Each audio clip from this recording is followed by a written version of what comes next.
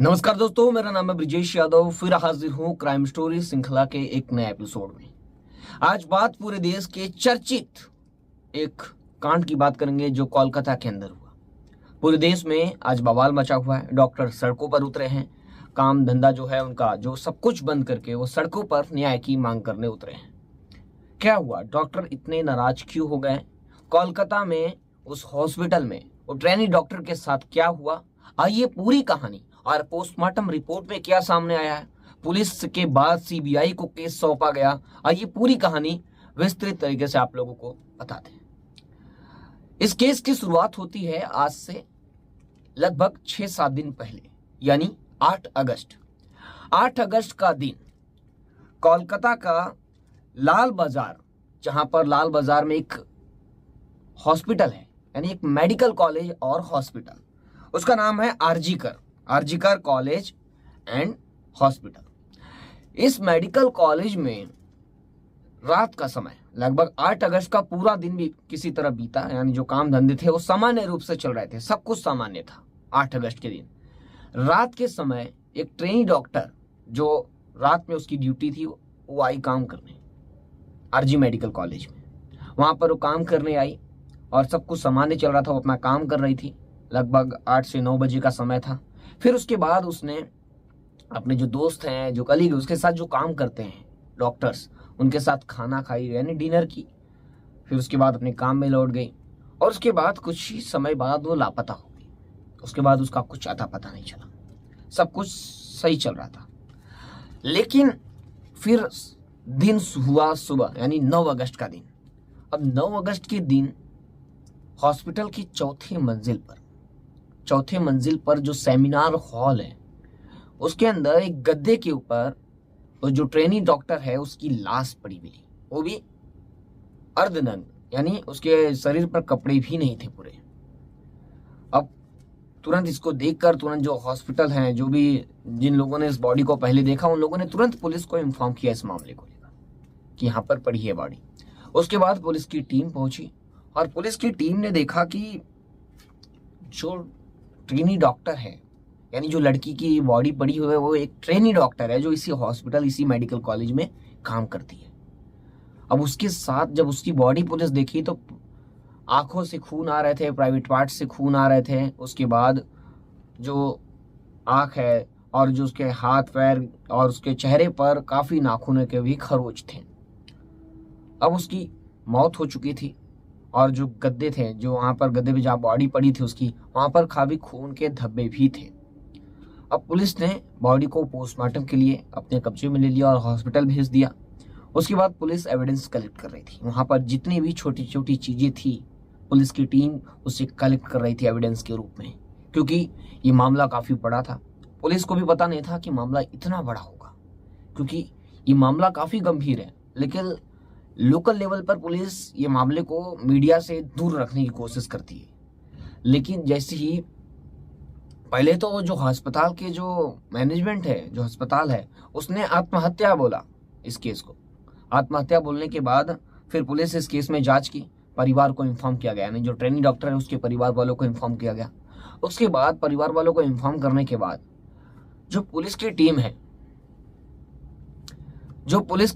Police की team ने जो उसके पिता हैं, जो ट्रेनी डॉक्टर के घर वाले हैं, उनके कहने पर आरोपों के तहत, जो उनके आरोप हैं कि इनके साथ दुष्कर्म हुआ और हत्या की गई, उसके तहत मामला दर्ज कर पुलिस फिर जांच में जुटी। जांच में जुटने के बाद पुलिस की टीम लगभग 6 से 7-8 घंटे बाद एक आरोपी को गिरफ्तार कर ली। उस आरोपी जो है वो सिविक वॉलंटियर है, जिसका नाम संजय राय है। संजय राय को गिरफ्तार करने के बाद पुलिस ने उससे पूछताछ करने की तैयारी की कि इससे पूछताछ करने के बाद आगे के सबूत खुलेंगे। लेकिन पुलिस ने उसे गिरफ्तार किस आधार पर किया, ये जानना आप लोगों के लिए इंपॉर्टेंट है। पुलिस ने संजय राय को ही टारगेट क्यों किया, संजय राय को क्यों गिरफ्तार की पुलिस, ये सबसे बड़ा सवाल है लोगों के मन में। पुलिस ने इस आधार पर गिरफ्तार किया, जहां पर उस महिला की बॉडी सेमिनार हॉल पर मिली है, वहां पर एक ब्लूटूथ हेडफोन जो होता है उसके कुछ टुकड़े मिले हैं। उस टुकड़े के आधार पर पुलिस ने पता किया कि यह हेडफोन किसका है, तो पता चला कि यह हेडफोन संजय रॉय का है। फिर पुलिस ने उसे हिरासत में लिया और पूछताछ की तो टूट गया और केस के बारे में कबूला। अब पुलिस उससे पूछताछ कर रही है। पुलिस पूछताछ में सबसे बड़ा सवाल ये है कि इतनी दरिंदगी उस ट्रेन डॉक्टर के साथ की गई है, उसके साथ कौन कौन और शामिल है, कितने लोग हैं, और अभी तो पोस्टमार्टम रिपोर्ट नहीं आई थी जब उससे पूछताछ कर रही थी पुलिस। अब उसके बाद क्या हुआ, यानी उन लोगों ने किस तरह घटना को अंजाम दिया, कौन कौन उसके साथ शामिल थे, उस रात क्या क्या हुआ था।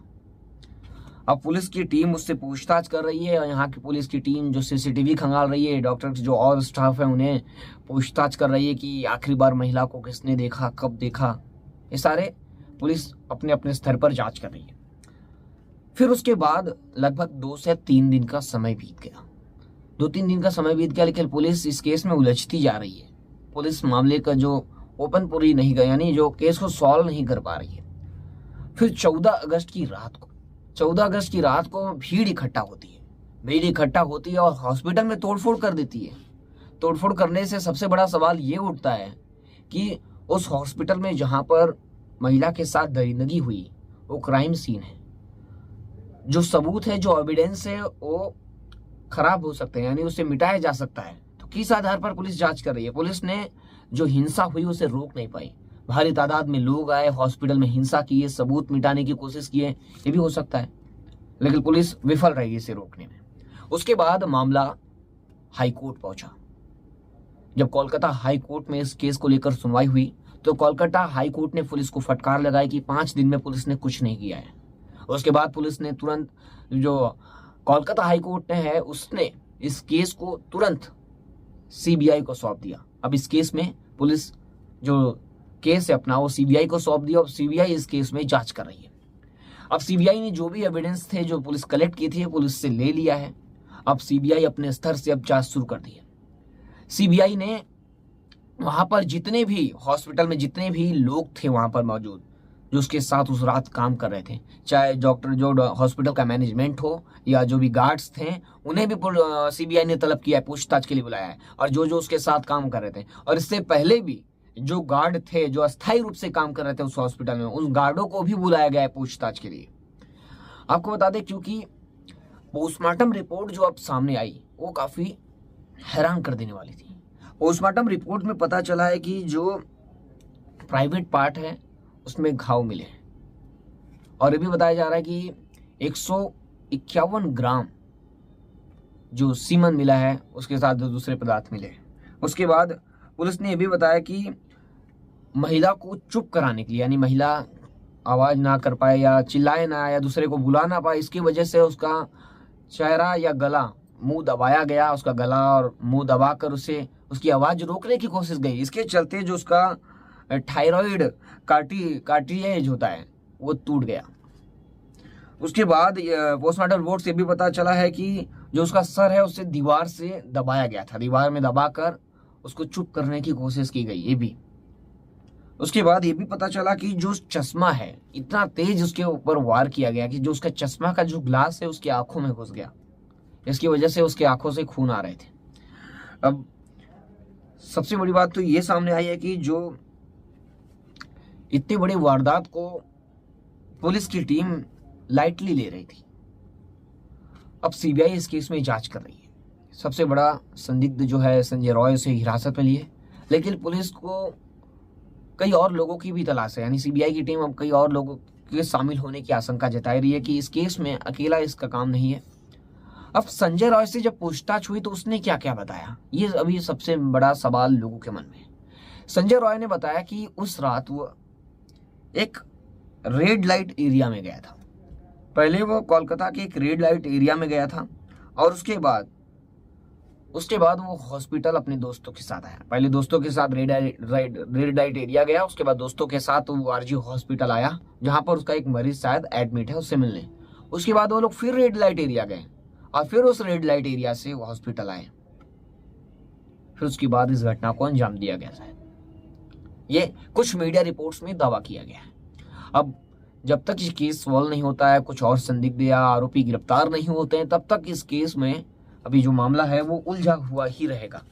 अब पूरे देश में डॉक्टर सड़कों पर उतरे हैं, चाहे मुंबई हो, पटना हो, कोलकाता हो, चेन्नई हो, हर जगह, लखनऊ हो, हर जगह जो डॉक्टर्स की टीम है, इंडियन मेडिकल एसोसिएशन, उनकी पूरी टीम आज अपना काम बंद करके सड़कों पर उतरे हैं न्याय के लिए।